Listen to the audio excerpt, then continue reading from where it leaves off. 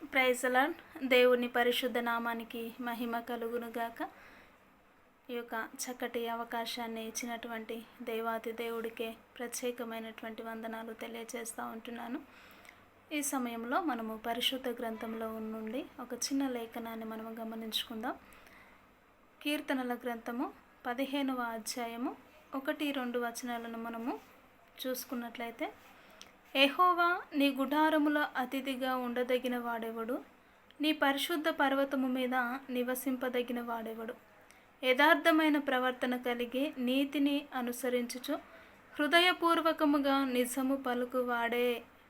అటివాడు నాలుకలతో కొండములాడడు, తన చెలికానికి కీడు చేయడు, తన పొరుగువాని మీద నింద మోపడు అని ఒక లేఖన భాగాన్ని మనము గమనించినట్లయితే, దావీదు గారు చక్కగా ఆయన దేవుని సన్నిధిలో ఉన్నవారికి ఉండవలసిన లక్షణాలు ఏంటో అతను చక్కగా దావీదు గారు ఈ యొక్క 15వ కీర్తనలో రాసి ఉంచినట్టుగా మనము గమనించవచ్చు కదా.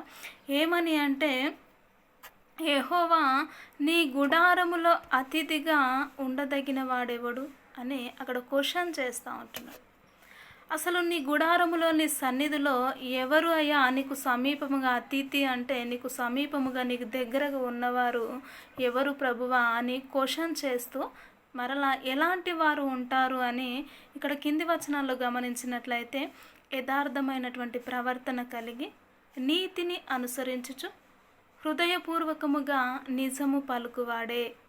ఆ విధముగా నిజము పలుకువాడే అట్టివాడు కొండెములతో నాలుకలతో కొండెములు ఆడడు, తన చెలికానికి అంటే తన పక్క వారికి, తను ప్రేమించే వ్యక్తికి కీడు చేయడు, తన పొరుగు వాని మీద కూడా నింద మోపడు. ఇలాంటి వారే కదా ప్రభువా నీ అందు భయము భక్తి కలిగి జీవించి వారు నీ యొక్క సన్నిధిలో నీ యొక్క మార్గములో నడిచినప్పుడు వారు ఈ యొక్క నీ గుడారములో నివసించేదగిన వారు కదా, ఇలాంటి వారే కదా అని దావీదు గారు చక్కగా మాట్లాడుతూ వస్తూ ఉంటున్నాడు. నిజముగా యెహోవా సన్నిధిలో అతనికి సమీపముగా ఉండడం అంటే ఆశామాసి కాదండి. ఇగో ఈ లక్షణాలను కలిగి ఉండాలి. యథార్థ హృదయం కలిగి ఉండాలి, నీతిగా అనుసరించాలి, ప్లస్ నాలుకల చేత అటు ఇటు కొండములాడే విధముగా జీవితాలు ఉండకూడదు, ప్లస్ పొరుగువాని మీద నిందలు మోపే స్వభావము కూడా ఉండడానికి వీల్లేదు కదా. ఇలాంటి భయభక్తులు గలవారిని ఏం చేస్తాడంటే దేవుడు సన్మానించును అని దేవుని వాక్యము తెలియజేస్తూ ఉంటుంది. నిజముగా ఒక క్రైస్తవ జీవితంలో మనం చూసుకున్నట్లయితే ఇవి ఏ ఒక్కరిలో కనపడకుండా ఉండనే ఉండవు. వారి నాలుకలు కొండములాడుతాయి. నీతిగా అనుసరించని వారే, యథార్థమైనటువంటి ప్రవర్తన లేని వారే క్రైస్తవులుగా నేటి దినాల్లో పిలువబడుచూ ఉంటున్నారు.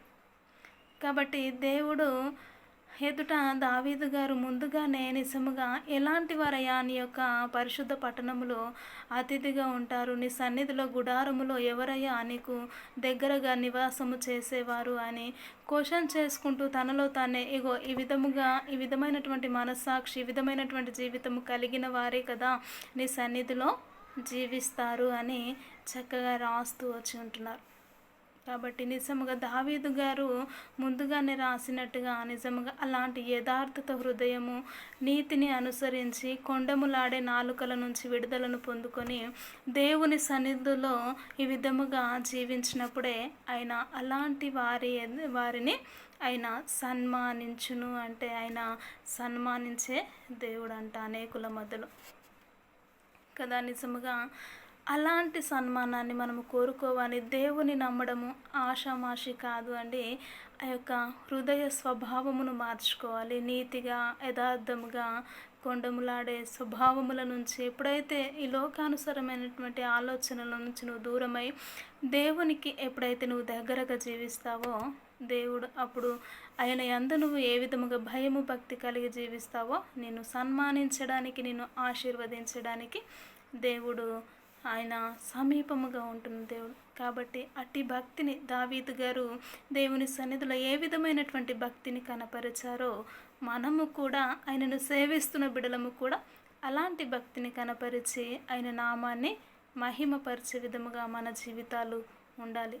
కాబట్టి ఈ సమయంలో ప్రార్థన చేసుకుందాం. నీతిగా యథార్థంగా కొండములాడు నాలుకల చేత నేటి దినము వరకు నువ్వు జీవించావేమో, ఇక నుంచి వాటిని వదిలిపెట్టి దేవునికి నీ హృదయాన్ని అర్పించినట్లయితే అట్టి ప్రవర్తన కలిగిన వానిని నేను సన్మానిస్తాను అని దేవుని వాక్యము తెలియచేస్తూ ఉంటుంది. కనుక ఆయన సన్మానించాలంటే ఆయనకు అనుగుణముగా మనము జీవించడం నేర్చుకోవాలి. అప్పుడే మన జీవితంలో ఆశీర్వాదములను చూడడానికి సిద్ధముగా ఉంటున్నాం. కనుక ప్రార్థన చేసుకుందాం.